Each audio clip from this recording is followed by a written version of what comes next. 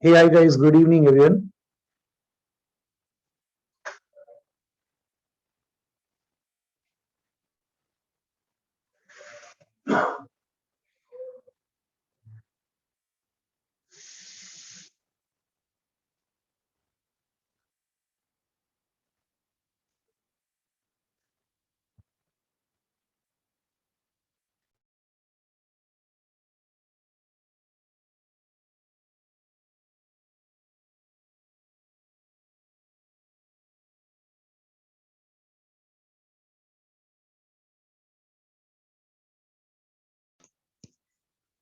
Hello there. Good evening, everybody. So we are meeting after a long time.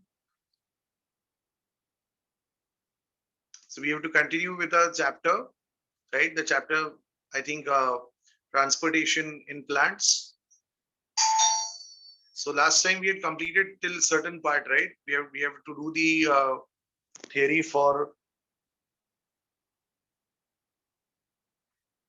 the transpiration, right? That is what we are doing. So transpiration part onwards.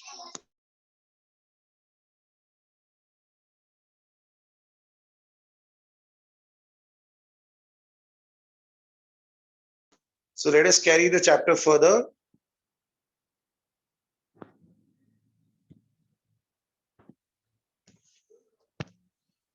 Okay, so transpiration, see, transpiration pull part we had done, right? The different theories we have to do, right? Anyone just update me last time till what part we had completed?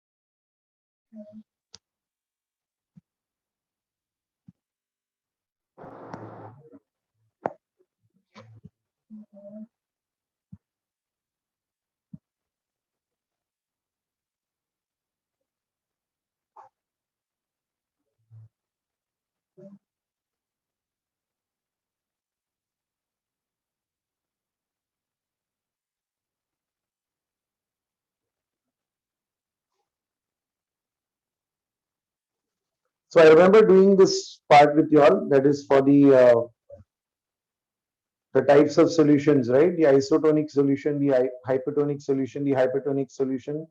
That part we had completed. So we have to start with the imbibition. This mass and bulk flow also we had done. Apoplast, symplast we had completed. We had talked about the root pressure. Remember the root pressure and the transpiration pull.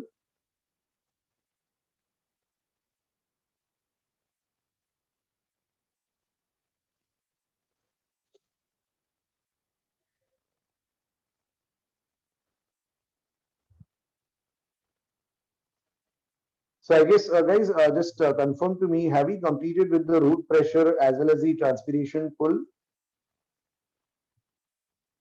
Are we done with the root pressure as well as the transpiration pull theory?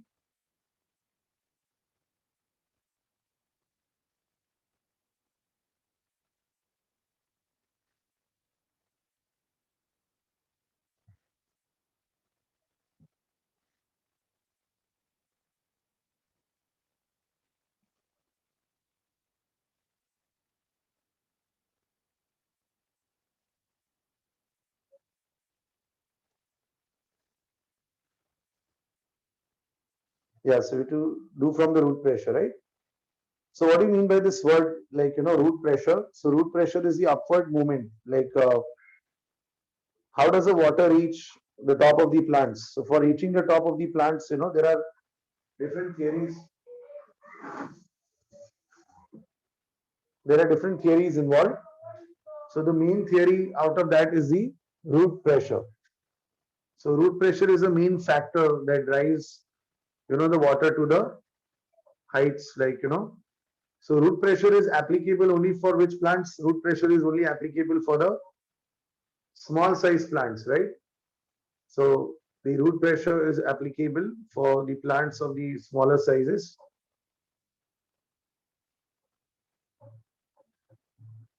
So why it is applicable for, only for a small size? Because the roots have only that much of pressure. No, they don't have more power. Whatever power they have is that they can, they take the water, they absorb the water through the roots, right? And with the help of the positive pressure, they can send the water to the, up to like the shrubs and the herbs. So let's say they are enough to send the water for the shrubs and the herbs, but not for the tall trees. So what we can do is that we can just how to prove that root pressure does exist. We can take a small plant like balsam or something, and we can keep it in the iodine solution. So we will see that, right? We can see that the water gets, the colorful water comes up in the stem. So this is a proof, like, of the root pressure. So the effect of root pressure is observable at night and in the early morning when evaporation is low. So whatever that excess water is there that collects, at the tips of the blades of grasses. And what is that excess water called as? The excess water which is lost is actually known as what? That's known as the guttation. Right? So the extra water lost is known as what? That's known as the guttation.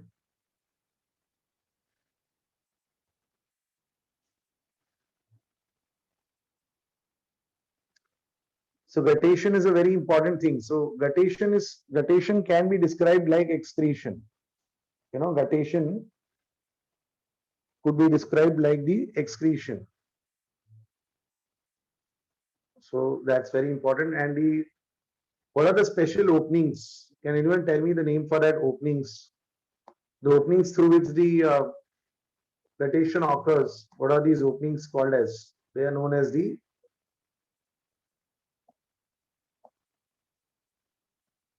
hydrathodes. So I hope we all know about the hydrathodes. So hydrathodes are those openings through which the guttation occurs.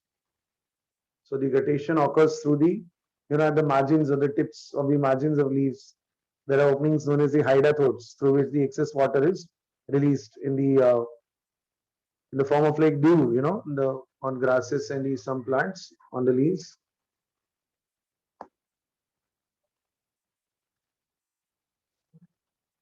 So root pressure can give like a medium, force. It does not play a major role in movement of water in the tall trees. So for tall trees, there is only one thing that can play a major role, that is called as the transpiration pull. So for tall trees, everything is done by the transpiration pull. So what do you mean by this word, transpiration pull?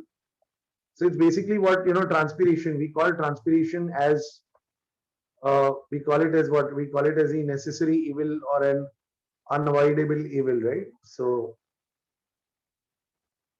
transpiration can pull the water up to like, 15 meters per hour. So quite good a distance. So there was a lot of doubt whether water is pushed or it is pulled through the plant. So the water is actually pulled, right? It is not pushed. So it is called as what? It is referred to as the cohesion, tension, transpiration, pull model. So that's known as the transpiration pull. I'm going to explain you transpiration pull in a very easy way. So less than 1%, water reaching the leaves is used in photosynthesis and plant growth. This is very important for objectives. So less than 1% of water reaching the leaves is useful for photosynthesis. Most of it is lost through the stomata. And this water loss is known as what? Transpiration. So how to prove transpiration? We all know, we all have done that, like tying a plastic bag to one of the stem, right, and keeping it in sunlight. After few hours, we can just remove the stem, and we can remove the plastic bag and see the inside. The inner surface is wet. No, the inner surface, why it is wet? Because there was transpiration and there was condensation in on the inner side of the plastic bag that resulted into the water droplets, coming there. Okay, so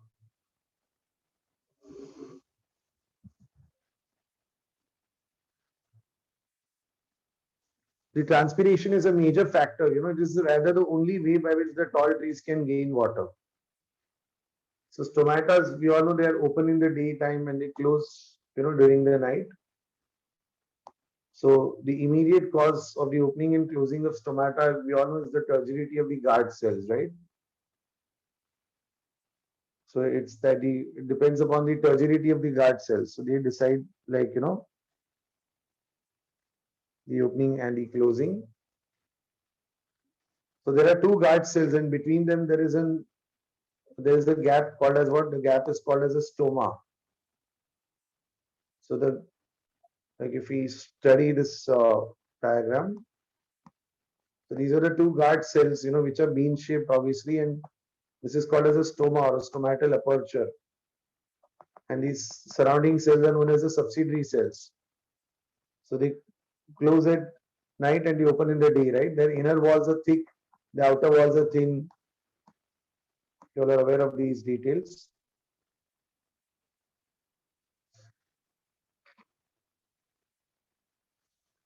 Yeah, so and obviously, the lower surface of a dorsiventral leaf, has greater number of stomata, while in an isobilateral, that is in the monocots, they are both equal on both the surfaces. So for isobilateral leaves, like in the monocots, the stomatas are equal on both the surfaces. But for the dicots, the lower surface has more number of stomata as compared to the upper one. So there are several factors affecting the transpiration. That is temperature, light, humidity, wind speed, right? So many factors affect the transpiration, like distribution of stomata, percentage of open stomata, water status, canopy structure. So it's not that the transpiration is controlled by one factor; it is controlled by several factors, operating at a particular time. So the two major forces because of which transpiration occurs is the ascent of sap. You all know the ascent of sap. The main force driving is the cohesion. That is the mutual attraction between the water molecules is cohesive forces.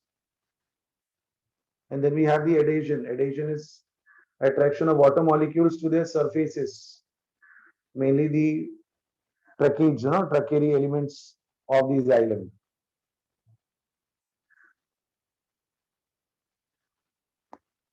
And the surface tension. So water molecules are also attracted to each other in the liquid phase more than to water in the gas phase. So there are these three physical properties of water which help in the transpiration: cohesion between the similar water molecules, adhesion, that is attraction between the water molecules in the surface, and surface tension, that they are attracted to each other in liquid more than that, to water in the gas phase. So how are they going to rise? These properties give tensile strength, like an ability to resist pulling force, and because of that we gain the high capillarity. That is, what is the meaning of capillarity? Ability to rise in thin tubes. So because of the high capillarity, that power that they get, they're able to rise up. So in the plants, capillarity is aided by the small diameter of the tracheiry elements, that is the tracheids and the vessels. So the tracheids and vessels, they're very narrow in the diameter, and being narrower in the diameter, that also helps in the Yes, that helps in the better capillarity for them.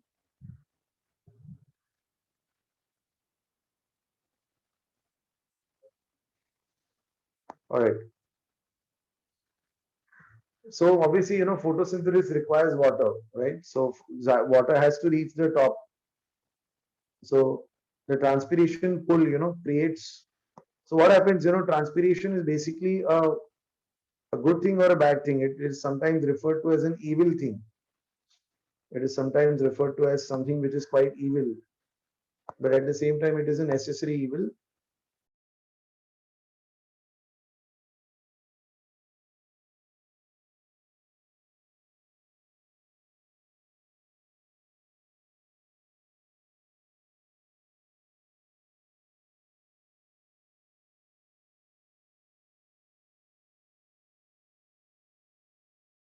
Yeah. So what is happening, guys, that the first the plants lose water.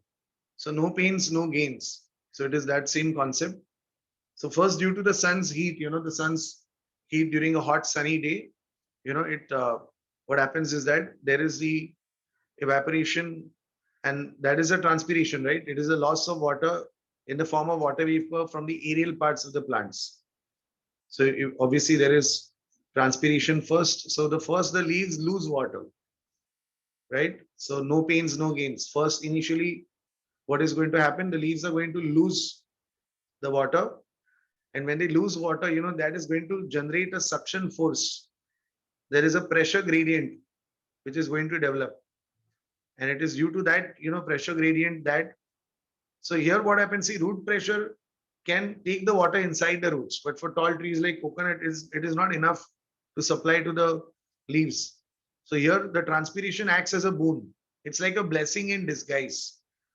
It's like a blessing in disguise, or it is Curtis, the scientist Curtis called it as a necessary evil, or he called it as an unavoidable evil. So a necessary evil or an unavoidable evil. So it's like it is kind of like an evil thing. Why it is kind of like an evil thing? Because the plants don't like transpiration because they are losing water. They're like sweating. In short, it's like sweating. But you know that gives the fruits later on, because once they lose water, the water potential reduces in their cells. Pressure gradient is formed, and what happens is that imagine like we are thirsty and somebody give us a nice juice and with a nice straw, and we have to just pull that juice with the help of our lips, right? So the same thing the leaves are doing. They're going to pull the entire water up, and that suction force is going to create a column of water, a steady column of water, which will go upwards with greater force, resulting into the transpiration pull. And this transpiration pull is the factor which is helpful to supply water to the tall trees. So it is like an evil thing, but it's a necessary evil. It is like an necessary or an unavoidable evil. Correct. Now you all tell me that the factors affecting transpiration, it depends upon several factors, like more the forest cover, the canopy cover, obviously more will be the transpiration. So that will be directly proportional. Correct.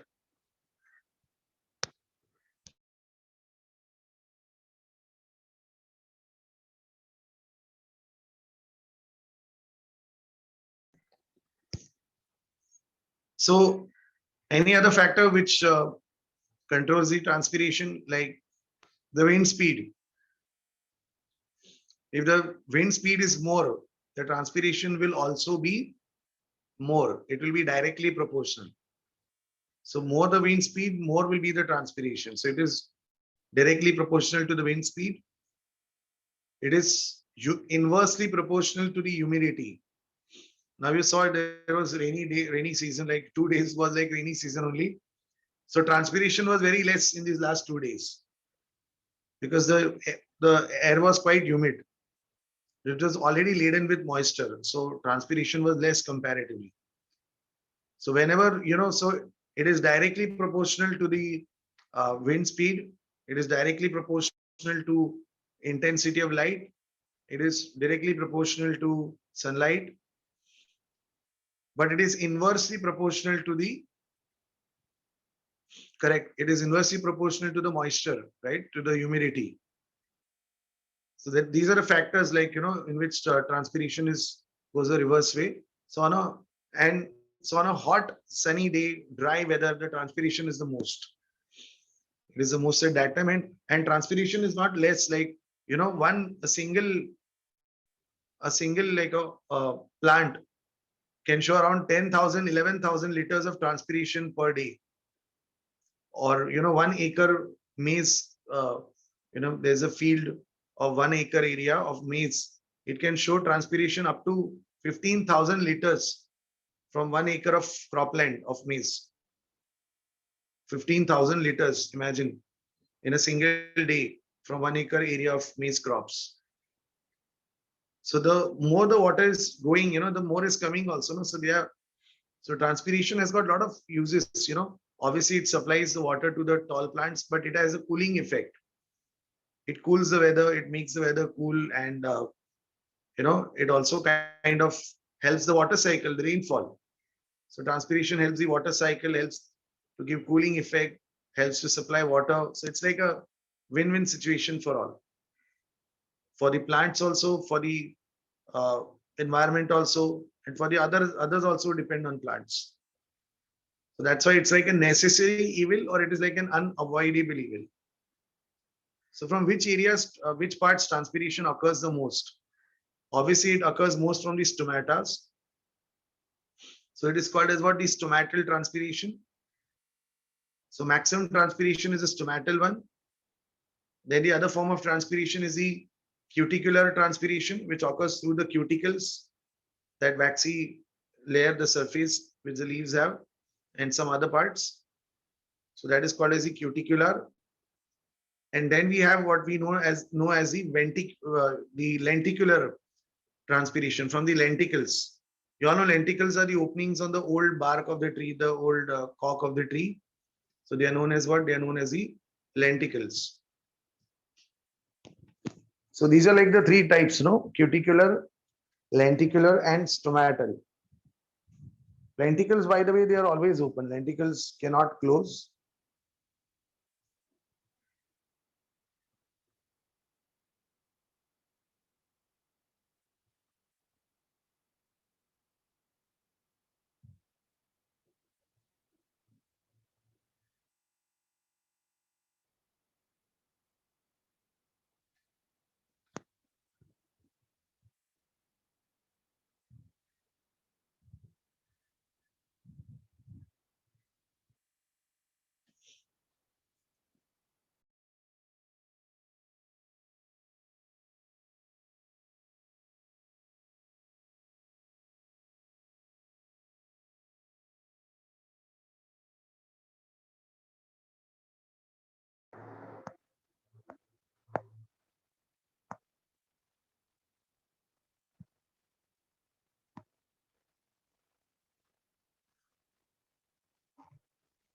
Okay, so we just explained you all these things. So that is how the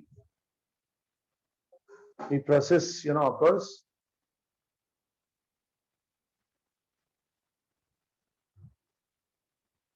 So what creates a pull? See, as the water evaporates through the stomata, a thin film of water over the cells is continuous. So it results in pulling more waters molecule by molecule into the leaf from the xylem. Right? So it goes from the higher area to the lower area, right? And because of this, the water diffuses and this creates a pull called as the transpiration pull. Like there are many methods to reveal transpiration. One of the method to reveal transpiration was the potometer. I don't know whether you know or not. It was the for the ICC students, you had a potometer called as the Ganong's potometer.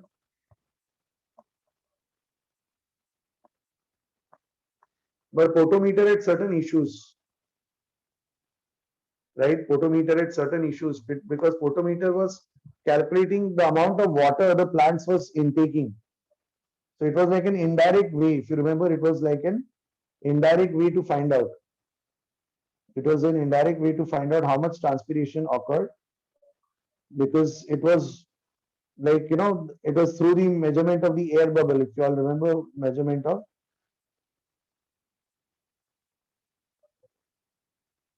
through the air bubble.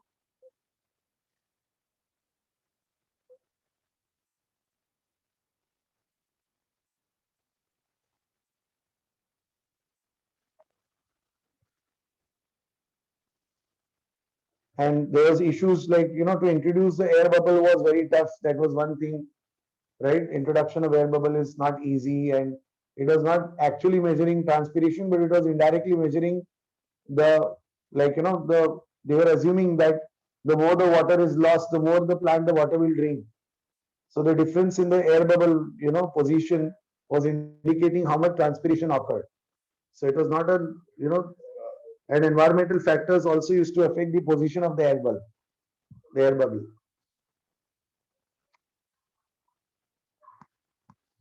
So some estimates reveal that, transpiration pull is sufficient to lift, column of water over 130 meters high.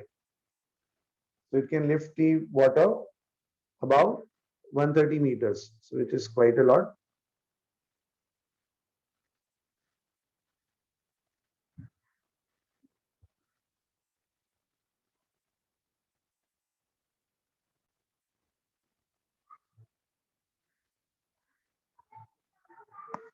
You see this diagram, this is the xylem and the phloem and the guard cells, so diffusing into the surrounding air. So the water is pulled up through the xylem, right? The water is pulled up through the xylem.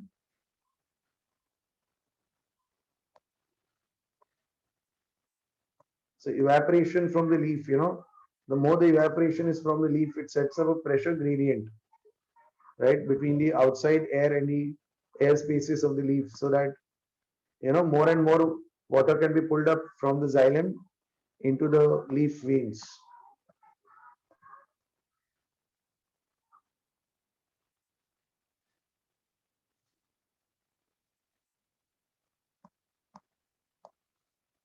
So the uses, we all know the uses, it creates a transpiration pull for absorption and transportation, supplies water for photosynthesis. So along with water, it also transports the minerals, right? Or generally what we know as the sap, right, to the plants. Cools the leaf surfaces sometimes by 10 to 15 degrees also. So it shows a great cooling effect, sometimes up to 10 to 15 degrees. It maintains the shape and structure of the plant cells by keeping the cells turgid. So it keeps the cells turgid throughout. So it maintains the shape and structure also.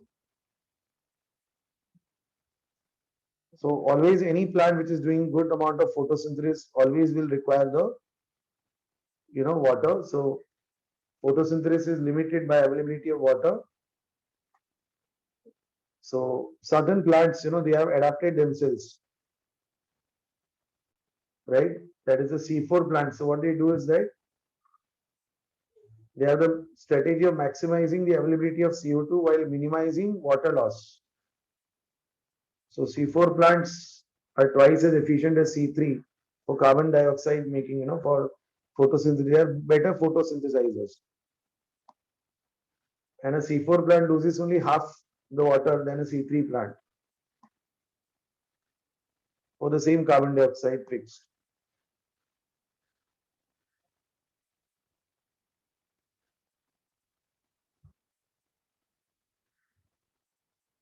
Okay, now the uptake of uptake and transport of mineral nutrients. So let us understand how the mineral nutrients are uptaken.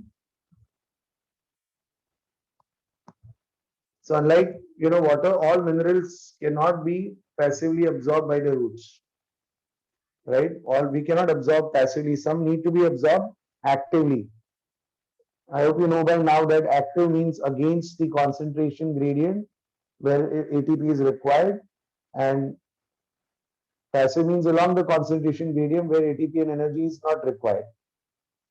So they are of different types, like active and the passive. So that is correct.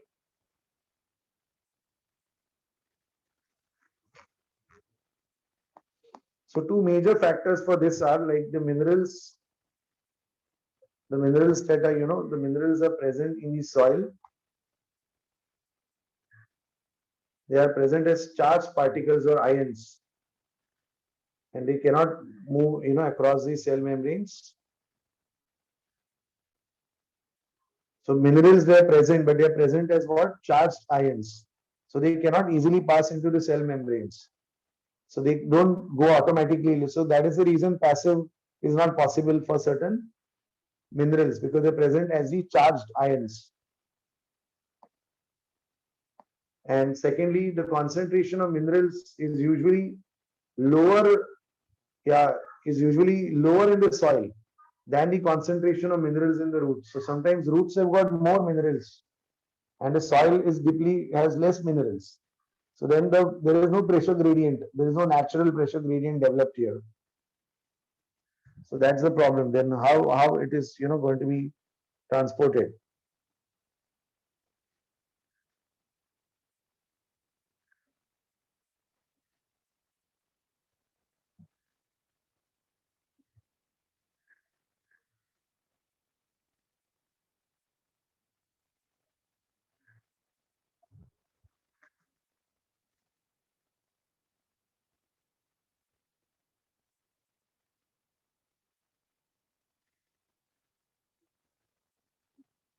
So therefore most of the minerals must enter the root by only active absorption, right, from the epidermal cells. So this needs ATP. I told you this requires ATP. So this active uptake of ions is responsible for the water potential gradient in the roots, and therefore it is responsible for the uptake of water by osmosis. Right? So active absorption is a very important factor responsible for the water potential in the roots, and it is also responsible for the uptake of water by the osmosis from the higher level to the lower level. So some ions also move into the cells, sometimes passively. It's not that all ions they have to absorb actively only. Some ions can also move passively. So remember that the ions are absorbed from the soil by both active and passive transport, right? So it's not always only one. Mostly it is active, but sometimes passive also. Specific proteins in the membranes of root hair cells, they pump the ions from the soil. So there are specific, like, proteins in the root hairs. They are responsible for actively pumping, the ions from the soil into the cells. So they are the ones, the proteins, they are the ones who are actually sucking the, ions from the soil inside the epidermal cells. So like all the cells, the endodermal cells also have many protein carriers, like, transport proteins in their cell membranes, and they let some solutes cross the membrane, but not the others, being semi-permeable, selectively permeable. So transport of proteins of the endodermal cells, they are the control points where a plant adjusts the quantity and type of solutes that will reach the xylem. So basically, the proteins of the cells, they are the control point, because they will decide what type of solutes will be absorbed and what solutes will reach the xylem and in what quantity also. So they are like the check post. So we should note that the root endodermis,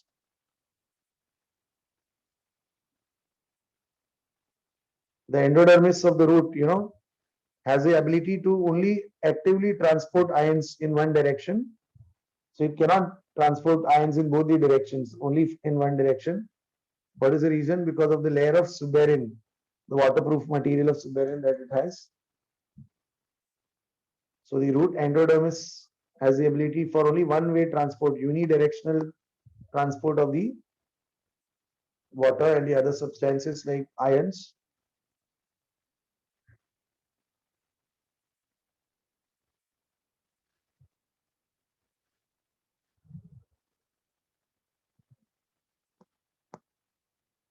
Okay, so the ions, let's understand now how there is the translocation of the mineral ions. How mineral ions are getting translocated. So see, after the ions have reached the xylem, so once all the ions reach the xylem through active or passive, or a combination of the both, mostly it is a combination of the both, they need to be further transported, to the stem, right? Right, and then to all the parts of the plant,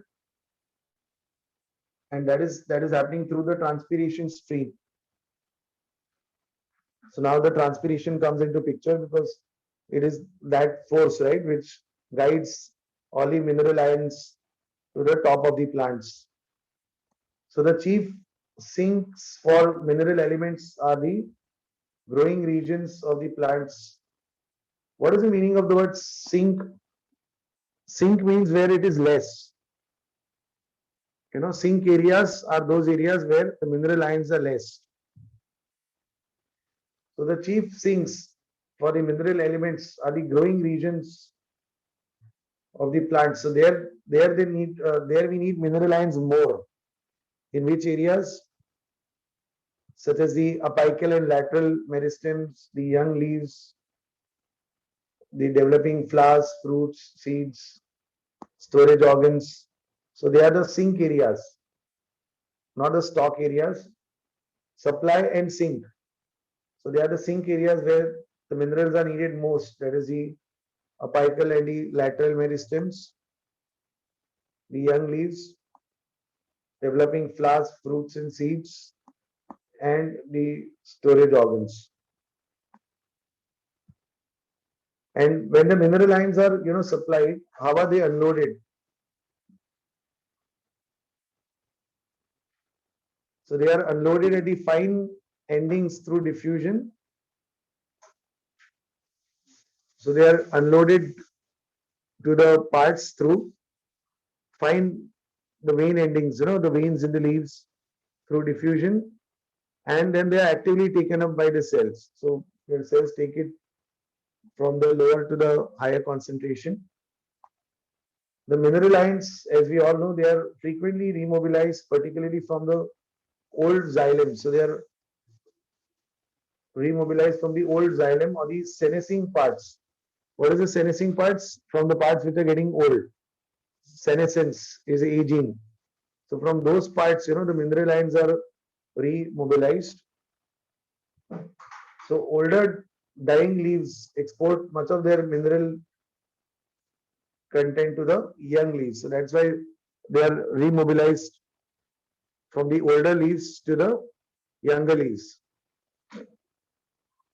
Similarly, before a leaf falls in a dicot, minerals are removed to the other parts. So that is why from the supply end to the sink end, that's like going from supply to sink. So elements most readily mobilized are, which are obviously the critical elements that the plants require, like, the critical ones like NPK content, nitrogen, phosphorus, potassium, and the sulfur, right? Critical elements. Some elements that are structural components, they are not remobilized because they are the ones that form the structure. So if these calcium and all, if calcium gets remobilized, then the structure will only collapse. So the structural ones, they are not remobilized.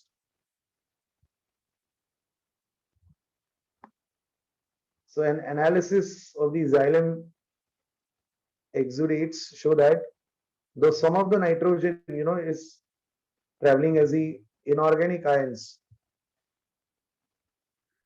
So some of the nitrogen, how it is traveling, correct?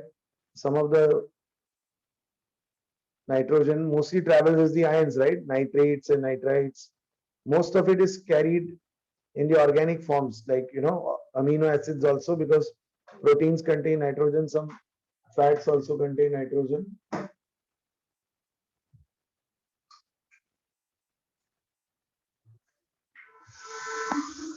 And similarly, small amounts of phosphorus and sulfur are carried as the organic compounds. So even They are carried as the organic compounds. In addition to this, the small amount of exchange of materials also takes place between the xylem and the phloem. So it is not, we cannot make a clear distinction and say categorically that, so there are some things getting exchanged between them to xylem and phloem. So the age-old saying that xylem only transports the inorganic nutrients while phloem transports the organic is not like accurate, because they also exchange the organic and inorganic materials, amongst them.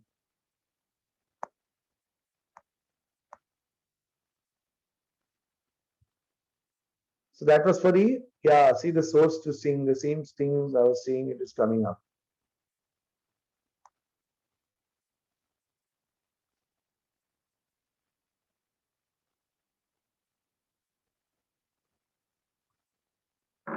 Okay, now we'll go for the phloem transport. So here now the phloem, it is getting transported from the source to sink. So what do we mean by source to sink phenomena? See, what happens is that the food, like, wherever the food is more, from there it goes to those areas or those parts where the food is less. So as simple as that.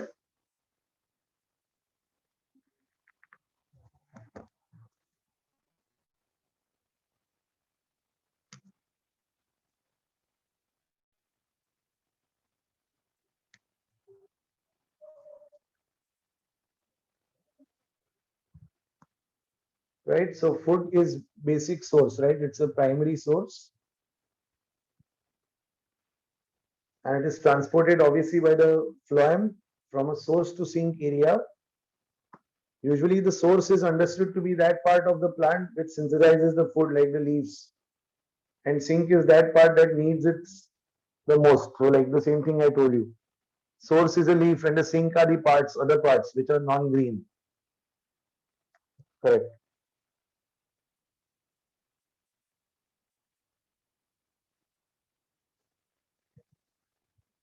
Right? But the source in sink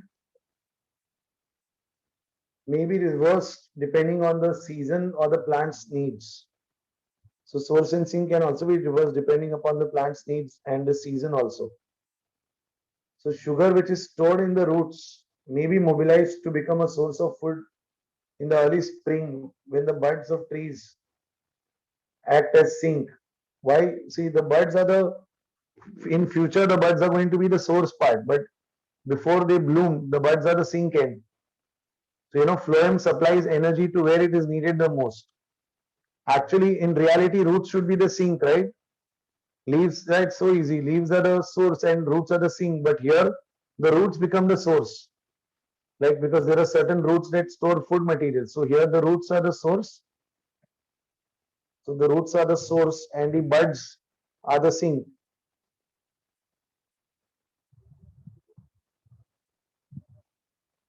So as they need water, for their growth and development. So since the source and sink relationship is variable, it may change.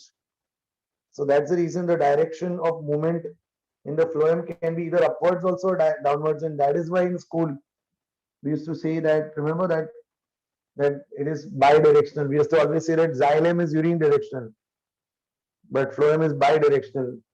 And why it is bidirectional? Because of this source and sink, it can get reversed.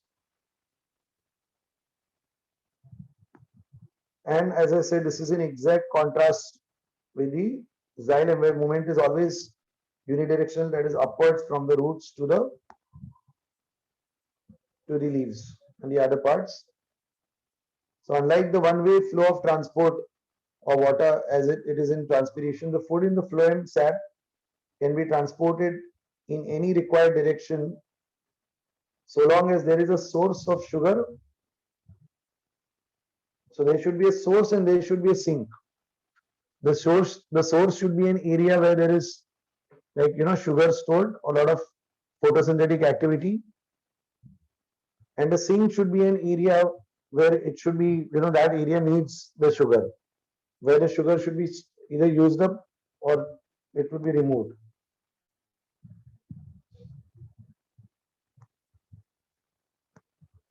So the phloem sap is mainly what water and sucrose. Phloem contains water and sucrose, but other sugars, hormones, yeah, very, very important. Even hormones are transported by phloem.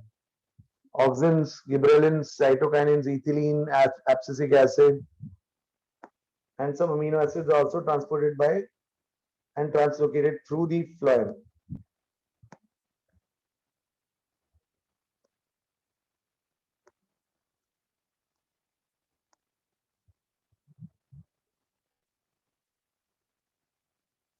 So there is another example for the sourcing that is called as which is kind of like an hypothesis. So hypothesis means what? Something which is not a theory, something which is not universally proven. It's like more of like a guesswork, but close to reality.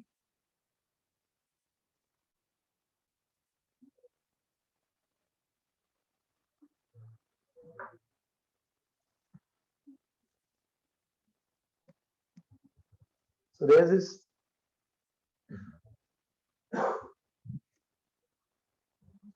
the pressure flow or the mass flow hypothesis.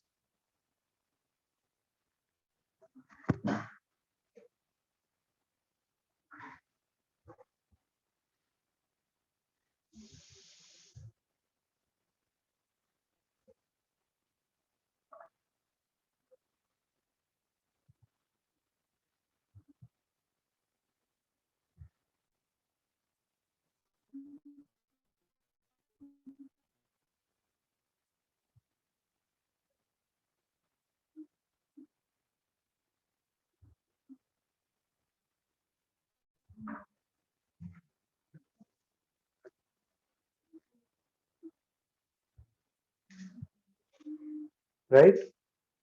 So the accepted, the mechanism for the translocation of sugars from source to sink is called as the pressure flow hypothesis. Like, it is given in the figure below. So as let's talk about this pressure flow. How does it flow or mass flow? So as glucose is prepared, at the source. So where is the glucose prepared? It is prepared at the source, right? That is a leaf. And it is converted to sucrose, for storage. So glucose is a monosaccharide and sucrose is a disaccharide. So this sugar is, then moved in the form of what? The sugar is then moved in the form of sucrose into the companion cells and then into the phloem cells, right? By active transport, that is from they are actively absorbed, from the lower to higher by the phloem cells. So this process of loading at the source produces a hypertonic condition in the phloem. Yeah. So yeah, why hypertonic? Because exactly because they get a lot of food and the phloem, see, xylem is basically like a hypertonic solution. Phloem becomes kind of like a hypertonic thing where the medium is less, solvent is less, and solute is more. Because so water in the adjacent xylem moves into the phloem by osmosis, right? So as a rule, water flows from higher to lower place. So there is exchange between the xylem and phloem by osmosis. So as the osmotic pressure builds up, the phloem sap will move to the areas of lower pressure. So now from higher pressure areas, the phloem sap will move to areas of the lower pressure where that is called as the sink end. So at the sink, osmotic pressure must be reduced, right? And active transport is necessary to move the sugar out of the phloem into the surrounding cells. So it's like, passing the parcel kind of a mechanism. So as the, sugars are removed, the osmotic pressure decreases and the water moves out from the phloem. So basically, this is just to summarize, like the movement of sugars, what happens is that the movement of these sugars in the phloem begins at source where sugars are loaded, like actively transported into the sieve tubes, and the loading of this sets up a water potential gradient, and that facilitates the mass movement into the phloem. So that is a basic thing. Because the phloem becomes like hypertonic because sugars are loaded into it actively, right? There's a water potential, gradient being developed, and that facilitates the mass movement in the phloem. So the phloem tissue is, composed of sieve tube cells. We all know that, like you are seeing here, they're composed of long sieve tube cells which form long columns with their holes in the end walls known as the sieve plates. So you can see that this is how the movement is. So if you see from the diagram, the sugars enter the sieve, tubes followed by the osmosis, right? So because of osmosis, only sugar enters the sieve tubes, and then sugars leave the sieve tubes, right? And water follows by osmosis. This is the phloem solution.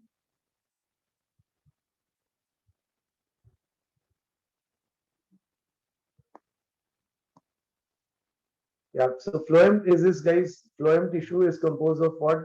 The sieve tube cells with long columns with holes in their end walls called sieve plates. Because for transportation, from one cell to another cell, how the food goes through these holes, through these pores. So the cytoplasmic strands, they are responsible. They pass through the holes in sieve plates so that there is a continuous filaments, like movement of these the sugar solutions.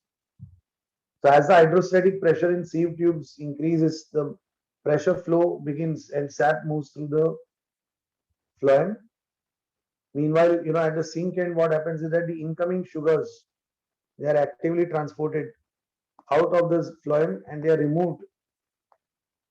So basically, what happens is that, see, food is made in leaves, right? Where is the food made? It's made in the leaves, and from there it is, sucked into the phloem.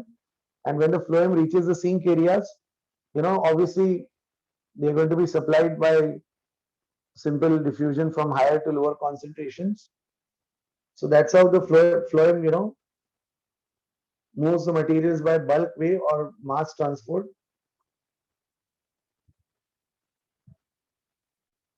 So the loss of, solutes, it's all about the, water potential, like, so it's like recycle, all these things get recycled. Like how in circulation, like one cycle ends and the other starts. So it's all like that. So earlier there is a gain in solutes. Now again there is a loss of solutes in the phloem. They gain solutes and the water potential develops, and the loss of solutes generates another high water potential, returning all the water goes back to the xylem. So the whatever water had came in, no? Why the water had came in? Tell me why the water had came in inside the phloem, because it had become too much hypertonic. But now when all the food is out from the phloem and the phloem is empty, now there is no need for water to remain. So it again goes back to the xylem.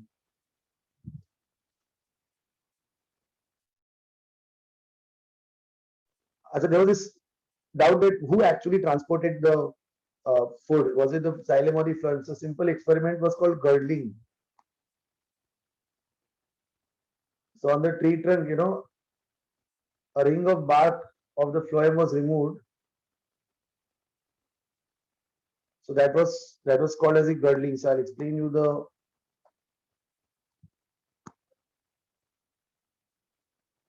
what is the mechanism behind girdling.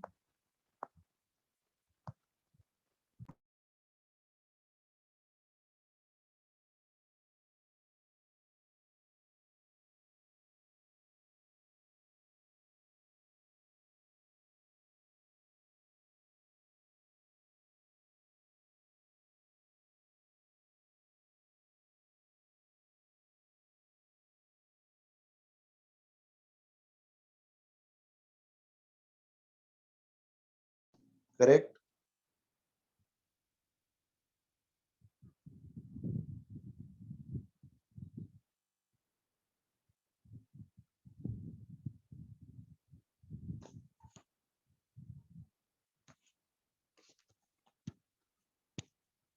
Yeah, that's right. So what is the meaning of this word, like, girdling? What do you mean by the word girdling? What do we do in girdling?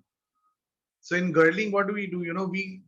We chop a ring of the phloem, right? And girdling is a way to kill the plants. Girdling is also a cruel way to kill the plants. So what they do is that, see, roots depend on food from the phloem, which is coming from the supply end. The roots are the sink end. So if we cut a ring of phloem, what's going to happen is that, correct? What is going to happen is that the food is going, the part at where it is cut or girdled, right? The food will reach till that part, but won't be able to cross, right? Because the phloem is cut, so food will not be supplied to the roots. The food won't be supplied to the roots, and it will accumulate at that cut end. So that cut end will become swollen. So girdling is a way, to prove that the phloem only supplies the food, right? Same for, like, we did the experiment for xylem. The xylem transports water. Here by girdling, we can prove that the phloem is only responsible for the transport of food materials. If we cut the xylem, we can prove the other way by keeping it xylem as a control. We can cut the xylem and nothing happens. The food still reaches the roots. So this proves that even though the xylem is cut, it did not affect, right? It did not affect at all. The food still reached the roots.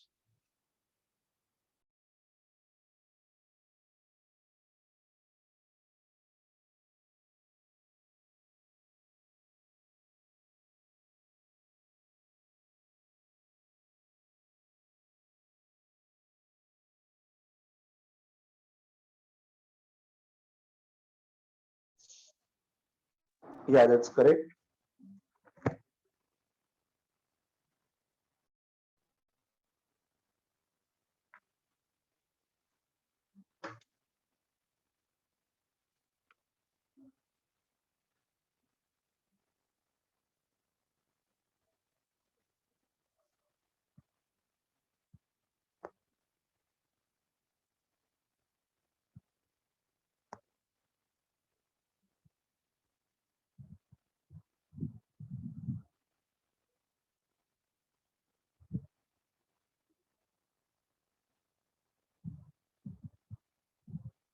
So how we can, distinguish between transpiration and the evaporation, because transpiration is a biological thing. Evaporation is purely, it is like, purely physical.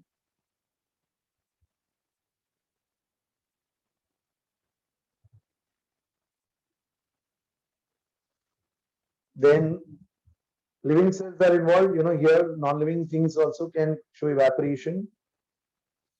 The transpiration is affected by certain factors. Evaporation is not affected by any factor, and it keeps the surface of the leaves wet because, from sunburning, and it causes dryness.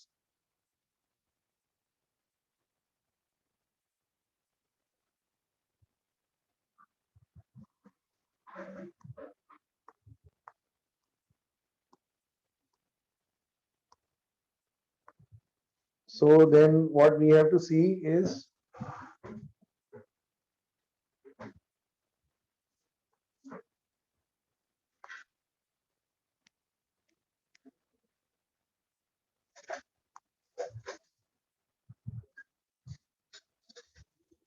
the guttation. See, guttation occurs during the early morning or the late night. Burgerstein was the one who saw the guttation for the first time. Hydrathodes are also known as the water stomatas. Hydrathodes are called as what? The water stomatas.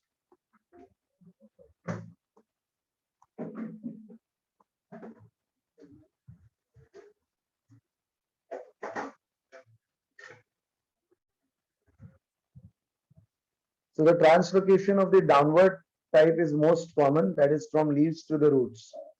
Upward translocation, I told you, it is a reverse for, from the, leaves to developing buds, fruits. So that is the upward translocation.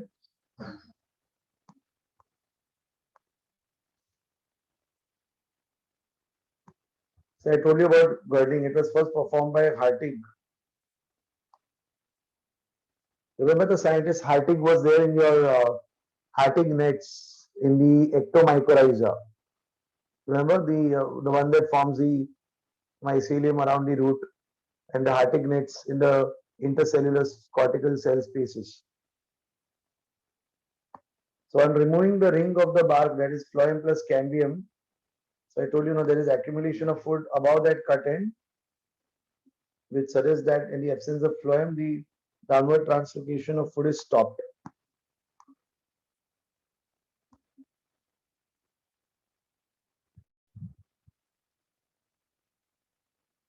So this pressure flow hypothesis was given by scientists Munch and Hartig.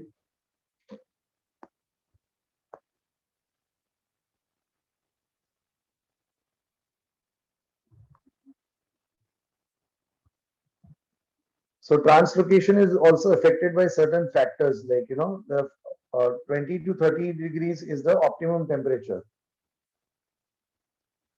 So any increase in the temperature increases the rate of translocation, but up to a certain limit beyond which it starts to decline.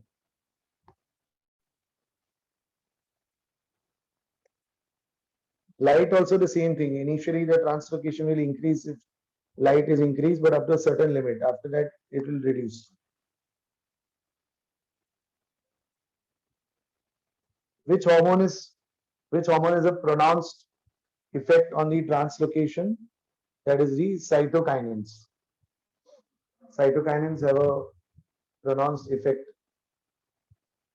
on the translocation.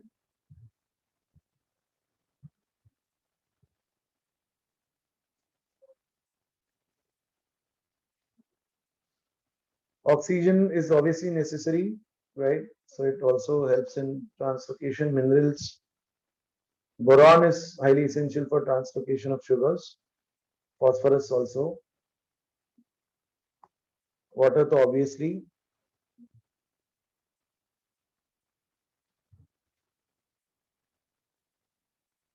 And there are some metabolic inhibitors which inhibit the respiration. HCNs, carbon monoxide, they adversely affect the translocation.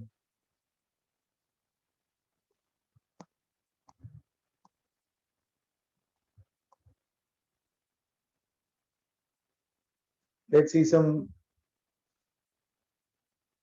points. That is Stephen Hales.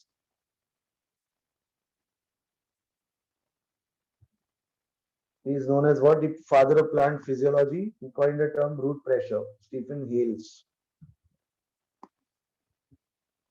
Osmotic pressure of a solution can be measured by osmometer.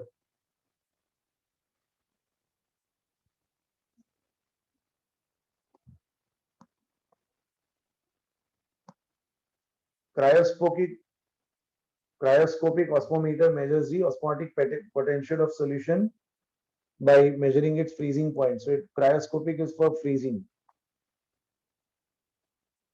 Tensiometer is an instrument for measuring soil water potential.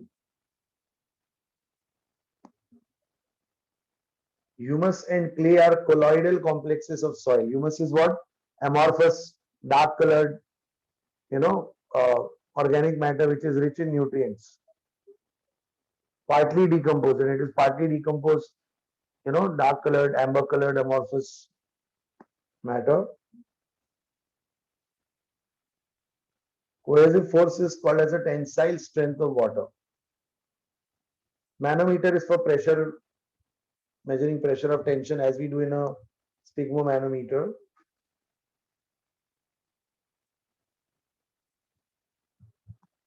OP, that is osmotic pressure, is maximum in noon, right? And osmotic pressure is always maximum in the halophytes. That is what? Rhizopus soniratia, plants living in the saline waters. And in night, root pressure will be maximum because in night transpiration is zero. So root pressure is maximum. Hydrometer is used to measure the density for specific gravity. Barometers for atmospheric pressure.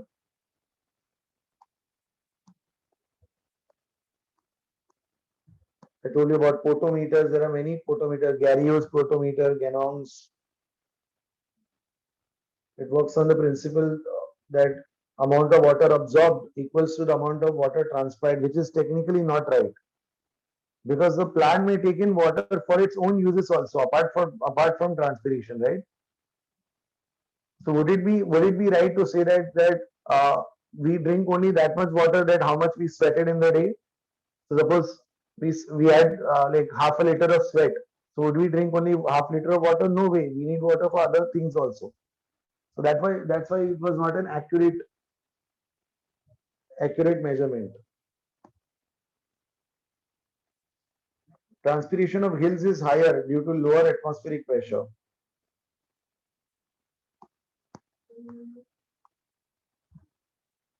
Oh, maximum opening of stomata occurs at 10 a.m. and 3 p.m. So 10 and 3 are the maximum for photosynthesis, one can say. 12 noon there is partial closure because of high heat. C3 plants so pata hai, transpiration is high. Cobalt chloride pata hai na, it's used to compare the transpiration because cobalt chloride converts blue into pink, on moisture. Bleeding plants bleed, that means the exudation of sap is bleeding.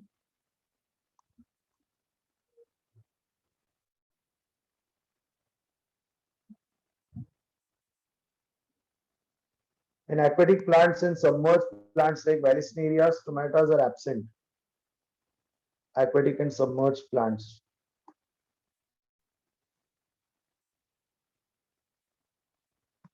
Principal pathway by which water is translocated in angiosperm is xylem and vessels.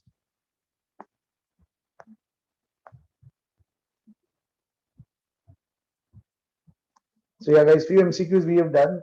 Why not do the NCRT section first?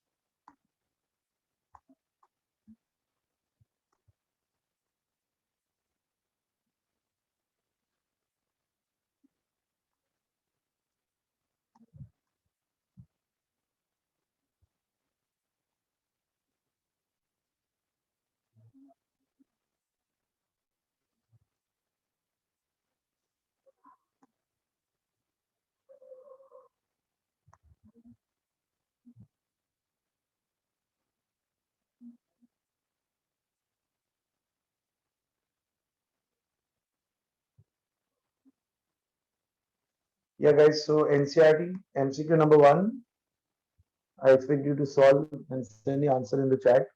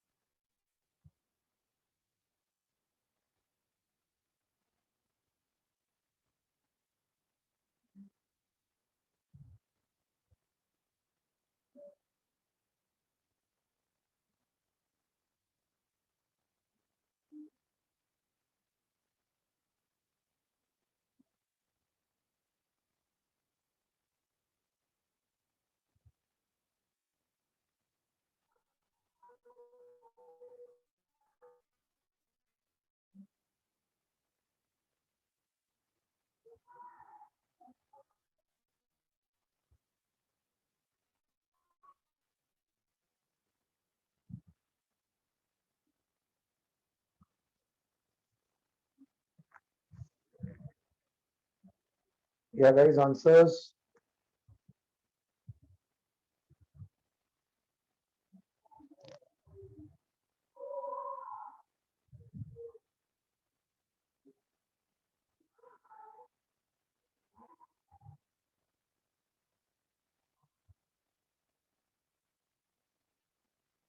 Okay, solve the second one. Chalo. Second one to solve karo.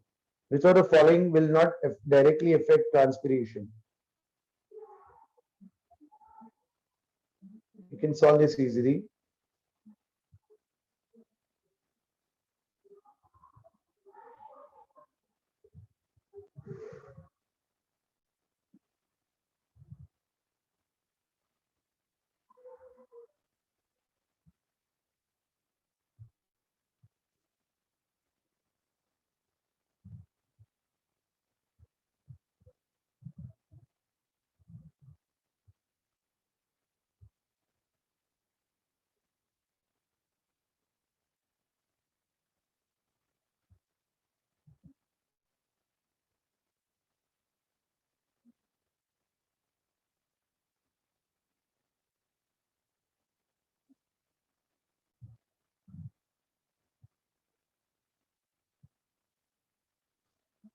Guys, the answer is very easy. Which of the following will not directly affect transpiration? The answer will be wind speed.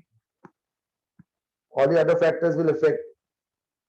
Chlorophyll content of leaves will not affect the transpiration directly, right? Okay, what about the third one? The lower surface of leaf will have more number of stomata in what? Lower surface of leaf will have more number of stomata in dorsiventral or in isobilateral.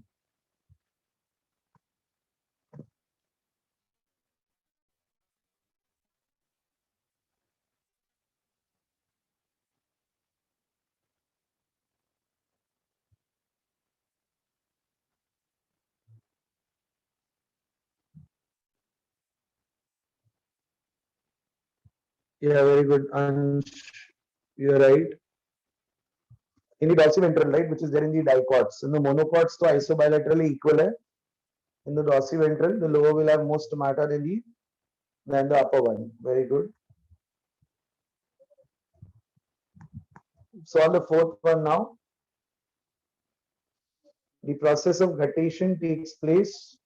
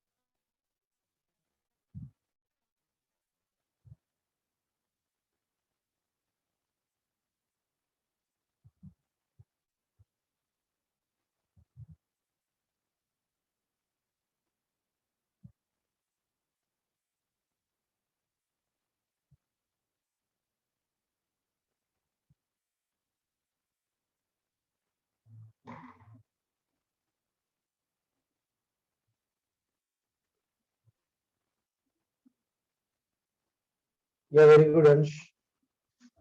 Guttation takes place when the root pressure is high and the rate of transpiration is low.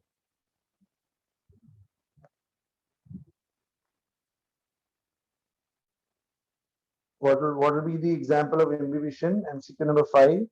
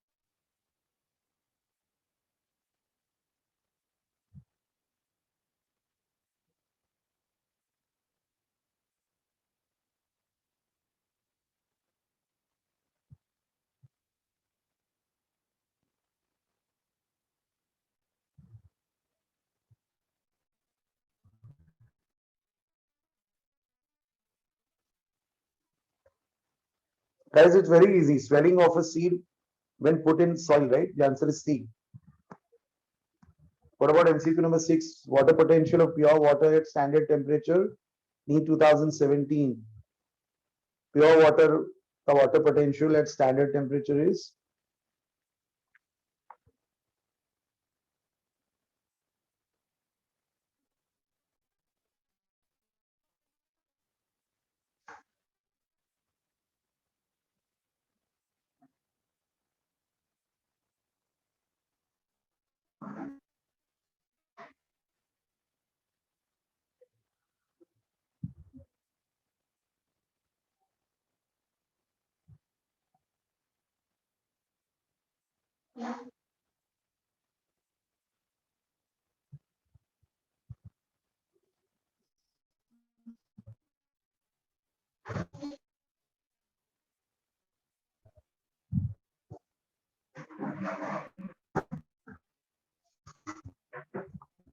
yeah, Ansh, very good.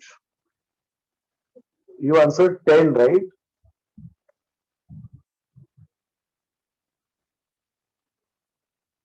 Will it be 10 or will it be 0? No, it's not right. It is 0. I told you, no, it is 0, not 10. So water potential of pure water at standard temperature is 0.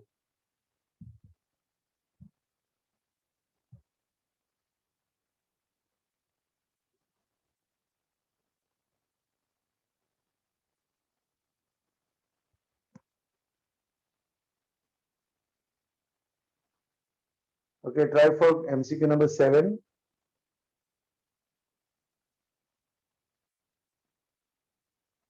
As a C you said, okay, yeah, that's correct then. Very good.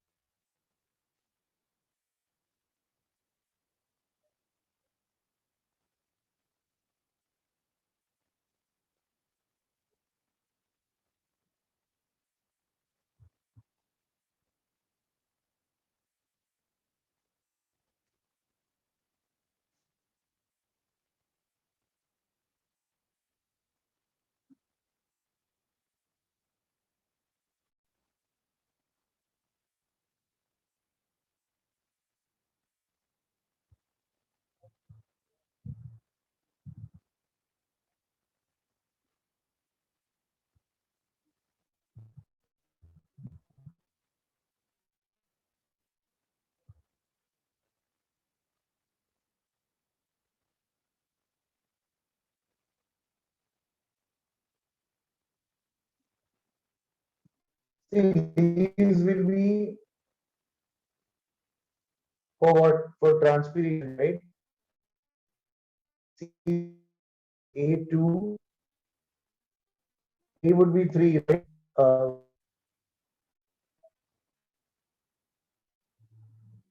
And B is going to be 4, right? C is roots, anti-transparent.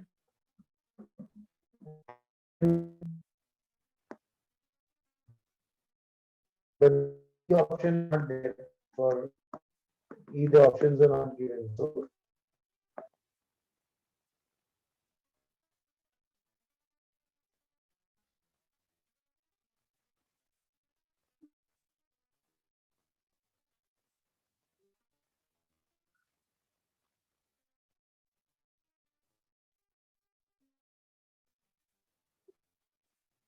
okay, solve MCQ number 28.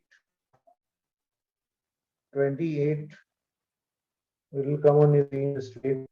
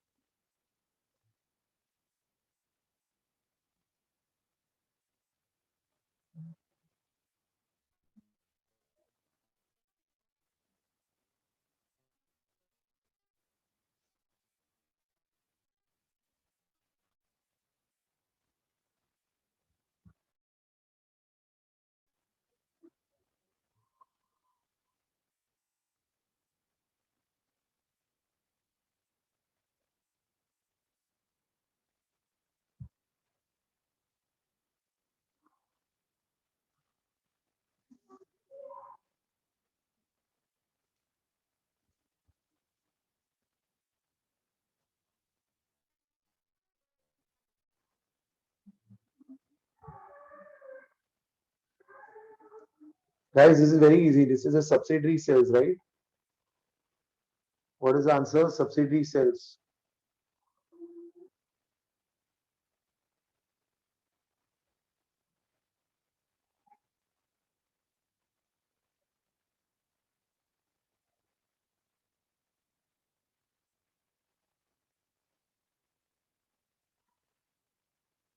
Okay, MCQ number 16. Question number 16.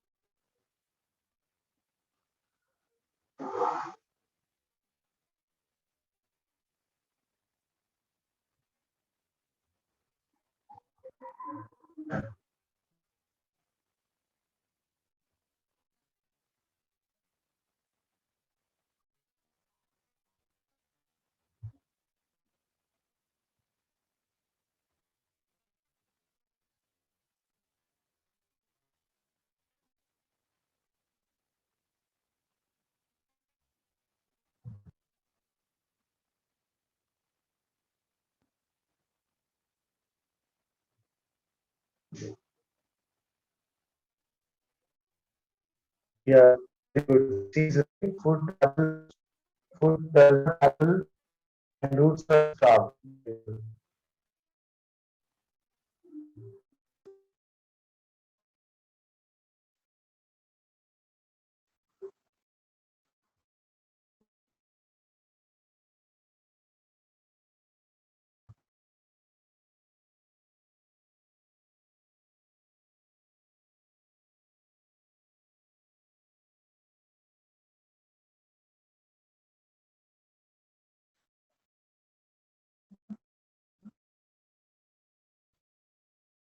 Okay, number 20. Question number 20.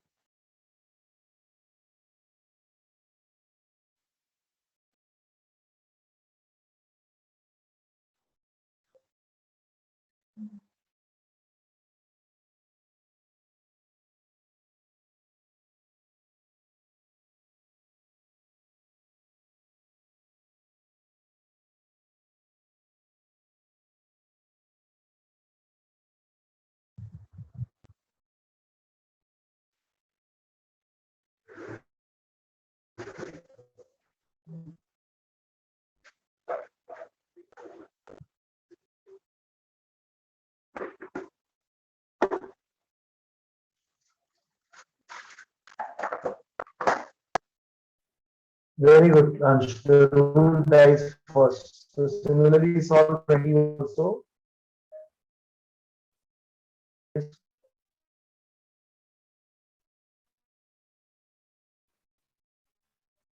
21.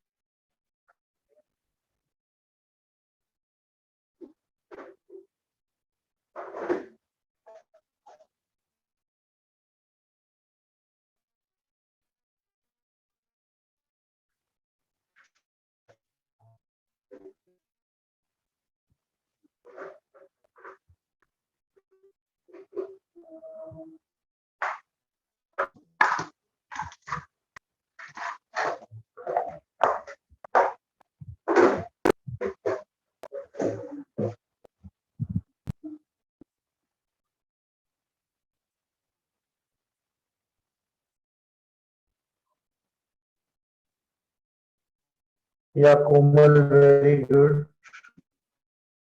Finally, you answered at the end. Okay.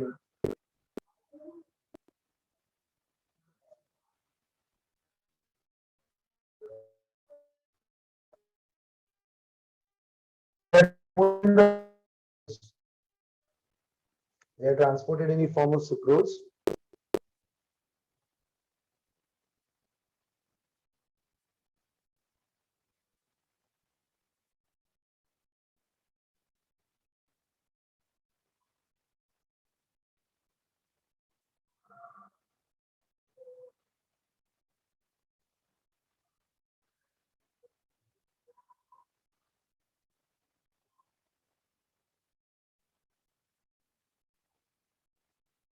Okay, guys. So MCQ number 16.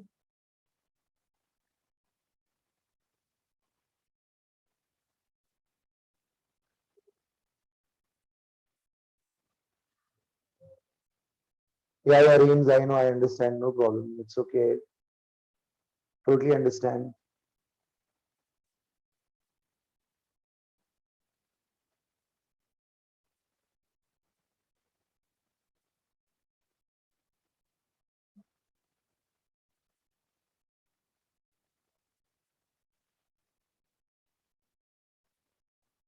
Yeah, very good, Ansh. Again, B is right. There is a potometer. And what would be for 14th would be, as I told you, it would be the A, that is Curtis.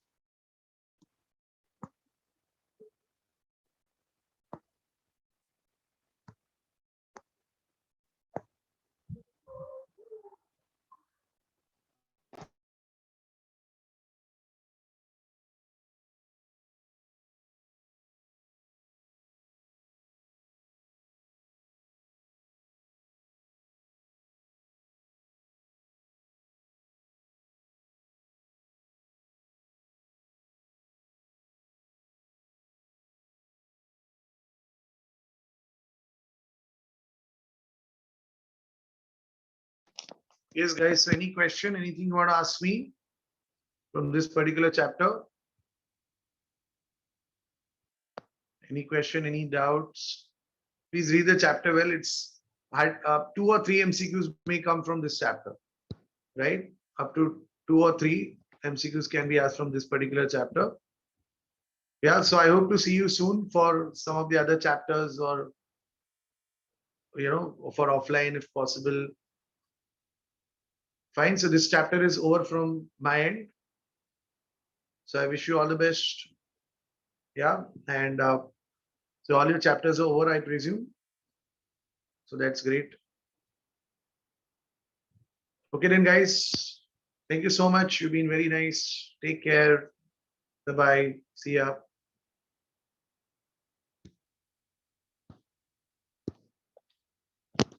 I don't know. Revision. I'll meet you for revision lectures. You just speak to sir regarding this. Okay. Best for offline if possible. Yeah. Okay.